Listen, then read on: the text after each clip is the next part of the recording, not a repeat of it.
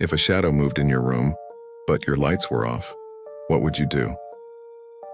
Room 428 at Ohio University has been closed for years, but the events inside it didn't stop. The reports began in the early 1970s, when students complained about a tall, dark figure standing in the corner of the room. Not a person, not a silhouette, a shadow that seemed to breathe. One student, a freshman named Mark, said he woke to someone sitting on his chest pressing the air out of him.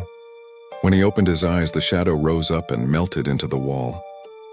Campus authorities called it stress. Students called it the Black Man. Years later, a girl named Hannah secretly recorded her nights inside room 428 during renovations. On the third night, her camera captured something terrifying. At exactly 3:23 a.m., a dark shape rose from behind the desk, tall, thin, shifting like smoke, then stretched toward her sleeping body. A whisper followed, low and dragging, "Wake up."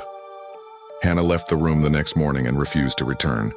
If you saw something rising from your wall at 3 a.m., would you run or freeze?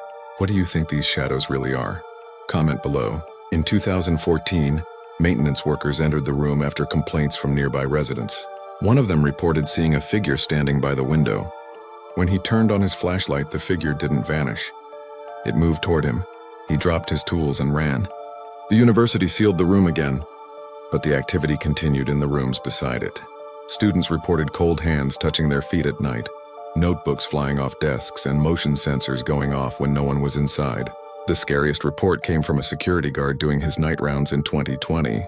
He heard knocking inside room 428, slow, steady, intentional. He tried the door, locked, but the knocking grew louder, more aggressive. When he stepped back, he saw it. A face-shaped shadow pressed against the narrow glass window of the door, even though there were no lights inside the room to cast a shadow.